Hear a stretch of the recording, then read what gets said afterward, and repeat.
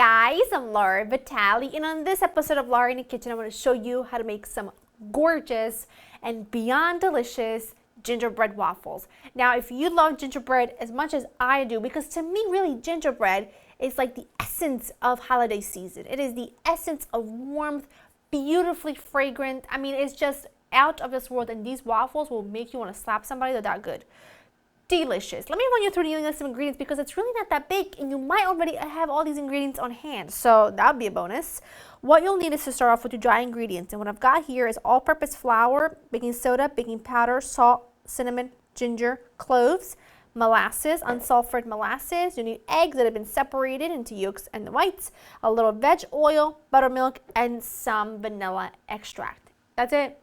It's really good. They're really out of this world delicious. So you have to make them for the weekend, this month or whatever really, because they are worthy of a celebration. Okay, let's get started. In my large bowl, I just want to make sure that I whisk all of my ingredients together because I want to make sure that there are no pockets of spices. Like I want to make sure that all of them are well distributed throughout my dry ingredients before I add the wet ingredients. So this looks good. So now I'm going to set this aside, and what I'm going to work on next, just to get it out of the way, is I'm going to work on whisking my egg whites to stiff peaks. So I use a handheld electric whisk for this, just because it's easier, but you just want to whisk them until they're stiff peaks, and before you stir anything else, get your waffle iron preheating, because that technically takes the longest thing, you know, to get ready. So get that ready, and I'm going to whip these up. All right, these are great. I'm not going to take them any further. I don't really want to because I don't have time to, because I'm impatient, because I want to eat. You see my dilemma here? So now we'll work on the wet ingredients. I'm going to stir this whisk to my buttermilk. I'm going to add my vegetable oil. You can add melted butter here, but I find that vegetable oil really gives a lovely light and crispiness to the waffle, which is what we want. So I'm going to add this in here.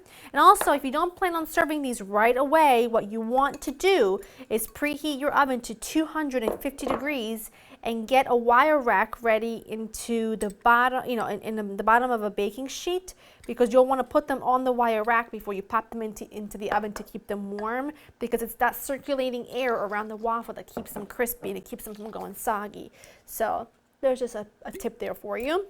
Good homemade vanilla. I love my homemade vanilla extract because I love seeing all those vanilla beans running through it. And now you just kind of whisk, whisk, whisk until all of your wet are incorporated. You just want them all mixed.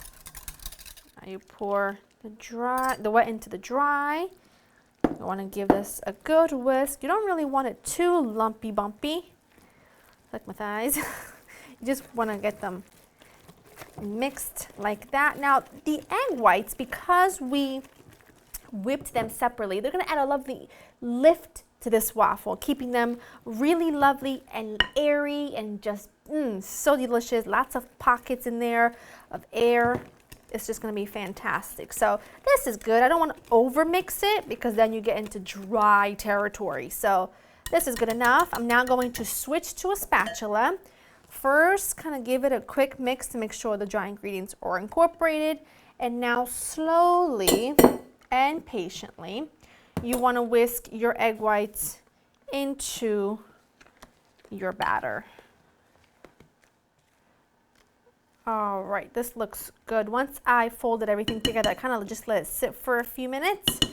Now at this point, whoa, look at that. It went right into the cup. Call me Michael Jordan.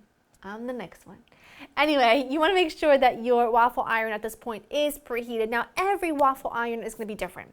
So if you have this one, then you know it's going to take, you know, you put it in, rotate 90 seconds, rotate it back around until the light turns green. You just want to read the manufacturer's instructions on your waffle maker. So just a heads up.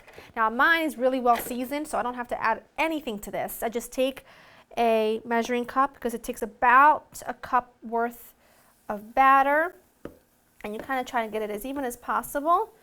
Close this, flip, and you wait 90 seconds, and then you flip it back around. So I'm going to continue to cook mine, and then when they're done, I'll show you what they look like, and then we'll really indulge into the holiday season here and give it a taste.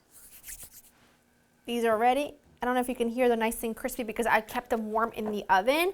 Now the last one is coming out and it is perfection. Look at that. And now here's what you do. It's gonna sound crazy, but you're gonna have to just listen to me, okay?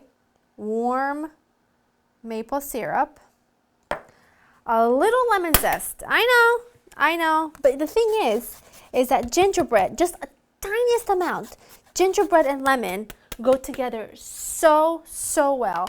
And then, because there's not enough sweetness, just a little powdered sugar. And look at that. Tell me you would want to have this for breakfast this weekend. I mean, I just feel like this has my name written all over. It's just going to be really hot. Really hot.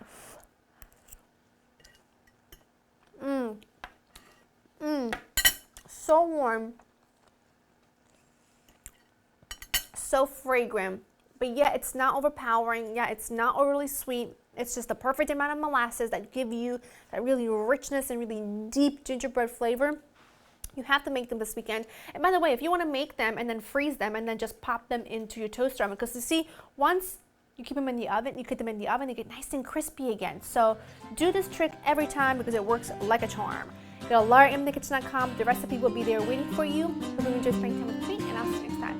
Bye.